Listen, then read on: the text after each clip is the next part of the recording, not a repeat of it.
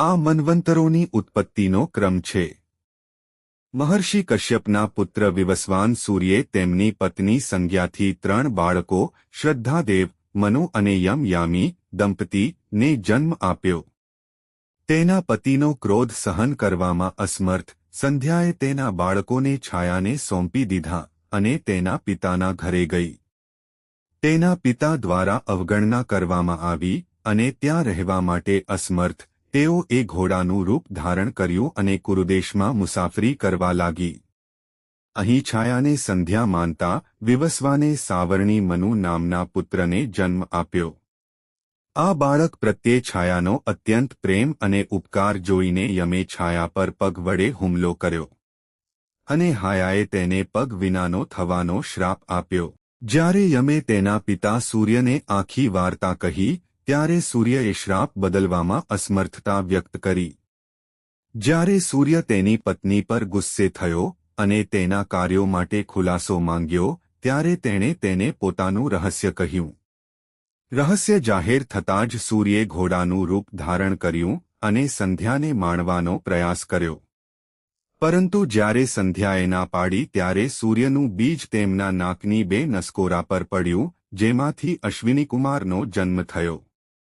તે પછી સંધ્યા તેના સુંદર અને મોહક દેખાવને જોઈને તેના પતિ સાથે ઘરે પરત ફરી.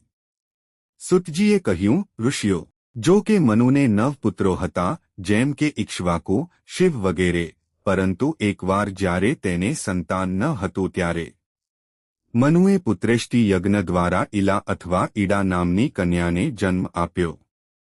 ઇલા મિત્રવૃણ પાસે ગઈ અને કહ્યું કે તેમણે તેના ભાગમાંથી જન્મી છે અને તેથી તેની પાસેથી તેણીની ફરજ અંગે સૂચનાઓ માંગે છે.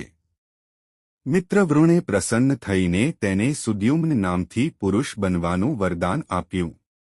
પરંતુ ઘરે પાછા ફરતી વખતે તે બુધને મળી, જેની વિનંતી પર ઇલાએ તેની સાથે સંભોગ કર્યો અને પુરુર્વ નામના સુંદર પુત્રને જન્મ આપ્યો.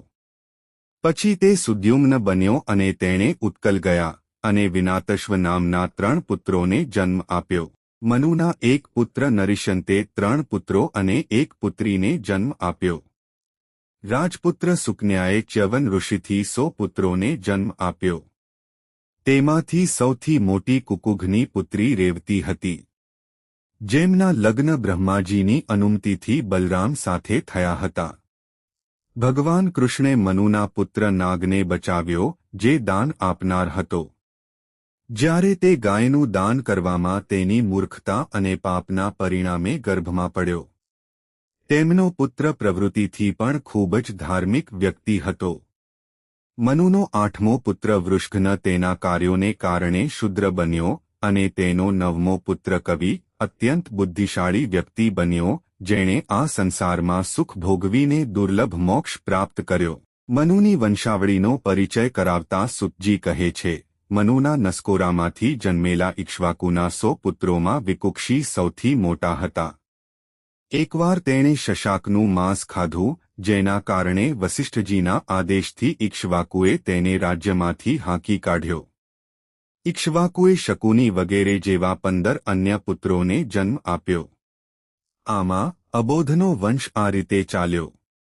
અબોધ, કુકુટસ્થ આદિ નામ, પૃથુ, વિષ્ટારાશ્વ, ઇન્દ્ર, યવનાશ્વ, શ્રાવસ્તક, વૃહદશ્વ, કુવલશ્વ, વૃષસ્વ, હર્યાશ્વ, નિકુંભ, મહંતશ્વ, અક્ષશ્વ, હેમદુષ્ટ, કંઠવૃત્તિ, કવિશ્વર, સત્યવ્રત.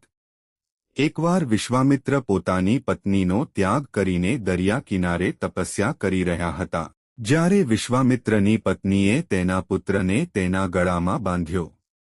ભૂખથી પીડાતા તેના બાળકને બચાવવા માટે તેને પોતાને વેચવાનું શરૂ કર્યું, ત્યારે સત્યવ્રતે તેમને ખરીદી લીધી. ગળામાં બાંધેલો હોય તે બાળકનું નામ ગલબ પડ્યું. તેની માતા અને તેના પુત્રનું સત્યવ્રતે વિશ્વામિત્રની પ્રસન્નતા માટે પ્રેમથી સંભાળ રાખી. એકવાર દુષ્ટ સત્યવ્રતે વસિષ્ઠજીની કાંધેનુની હત્યા કરી અને તેનું માંસ પોતે ખાધું અને વિશ્વામિત્રના પુત્રોને ખવડાવ્યું. વસિષ્ઠજીએ સત્યવ્રતને શ્રાપ આપ્યો કે જેણે પોતાના પિતાનું અપમાન કરવા વિશ્વામિત્રના આશ્રમમાં મૃત પ્રાણી ફેંકી દેવા અને કામધેનુને મારવા જેવા 3 મહાપાપ કર્યા હોય ત્રિશંકુ થવાનો શ્રાપ આપ્યો.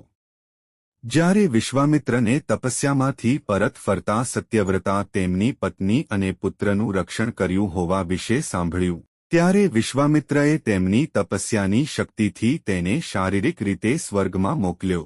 સત્યવ્રતનો વંશ નીચે પ્રમાણે ચાલુ રહ્યો. સત્યવ્રત, હરિશ્ચંદ્ર, રોહી, વ્રિક, બહુ, સાગર, બીજા 60,000 પુત્રો કપિલમુનિના શ્રાપને કારણે ભસ્મ થઈ ગયા અને પંચજન અંશુમાન, દિલીપ, ભગીરથ સ્વર્ગમાંથી ગંગા લાવીને પૂર્વજોના તારણહાર શ્રુતસેન, નભાગ, અંબરીશ, આયુધજીત, કૃતપર્ણા, અનુપર્ણા, કલ્માશપદ, સર્વકર્મા, અનારણ્ય, કુદિંદુહ, નિશિર્તિષદ્વાંગ, દીર્ઘબાહુ, રઘુ, અજ, દશરથ, રામચંદ્ર, કુશ, અતિથિ, વિષય, વિશ્યકન્દ્ર, વૃક્ષ, હસવાન, વીરસેન, પર્યતર, બલર્થ, સ્થલ, સૂર્ય, યક્ષ, અગુણ, વિરાધ્ર, હિરણ્યાનભ, યોગાચાર્ય, યાજ્ઞવલ્ક્ય, ફૂલ, ધ્રુવ, અગ્નિવર્ણ, સિદ્ધ્ર, મરુત.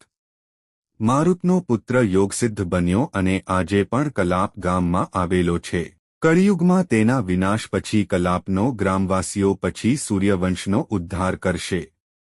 તેની વંશાવલી કંઈક આ પ્રમાણે આગળ વધશે. યોગસિદ્ધ, પૃથુદ્યુત, સંધિ, અમ્રસન, મહત્વા, વિશ્વ, પ્રસેનાજીત, તક્ષક, વૃદ્ધ, બૃહદ્રાણ, ઉરુકિયા, વત્સબદ્ધ, પ્રતિવ્યોમા, ભાનુદિવાકરા, સહદેવ, બૃહદસ્વ, ભાનુમાન, પ્રતિક્ષ્વા, માતૃષાત્કાર, સુપ્રાતકાર, સુપાર્થ, સંજય, શાક્ય, શુદ્ધોલ્લંઘન, શુદ્રક, સુરથા, સુમિત્રા, વિચિત્રવીર્ય સાથે ઇક્ષ્વાકુ વંશનો અંત આવશે. શ્રાદ્ધનું મહાત્મ્ય અને તેના પરિણામોનું વર્ણન કરતા સુતજી શૌનકાદિ ઋષિઓને કહે છે કે જેઓ તેમના પિતા, દાદા અને પરદાદા માટે શ્રાદ્ધ કરે છે તેઓ ચોક્કસપણે સાચા ધર્મ અને સારા સંતાનોને પ્રાપ્ત કરે છે. ભારદ્વાજ ઋષિને 7 દુષ્ટ મનના પુત્રો હતા. એક દિવસ તેણે ઋષિ વિશ્વામિત્રની ગાયને મારીને ખાધી અને આવીને કહ્યું કે જંગલમાં સિંહે ગાયને પકડી લીધી છે. તેણે તે ગાયના માંસથી પોતાના પૂર્વજોનું શ્રાદ્ધ કરીને એક સત્કર્મ કર્યું હતું.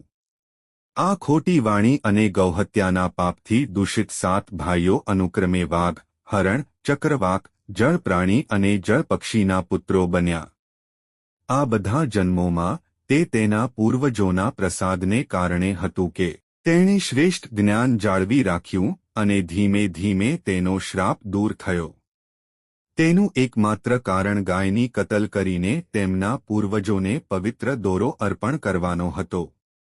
આ રીતે પિતૃઓને અર્પણ, શ્રાદ્ધ અને પૂજા કરવાથી ખૂબ જ લાભ થાય છે.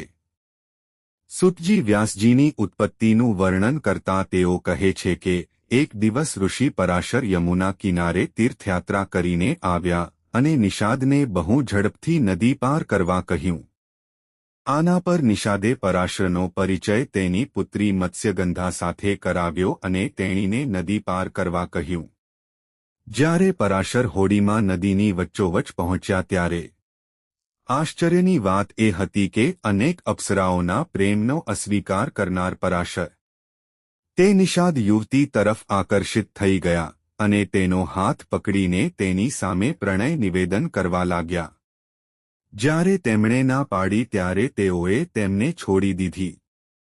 પરંતુ જ્યારે તેઓ કિનારે પહોંચ્યા ત્યારે તેઓ ફરીથી કામુક બની ગયા. ત્યારે નિષાદ કન્યાએ તેમને કહ્યું કે તમે આટલા ઉચ્ચ કુળના ઋષિ છો અને હું નિષાદ બાલા છું. આના પર ઋષિએ પોતાની તપશ્ચર્યાની શક્તિથી નિષાદ બાલાને ખૂબ જ સુંદર બનાવી દીધી. જ્યારે તેઓ તેની સાથે સમાગમ કરવા તૈયાર થયા ત્યારે તેમણે કહ્યું કે તે દિવસનો સમય છે અને પ્રકાશમાં તેના પિતા વગેરેને જોઈ શકે છે.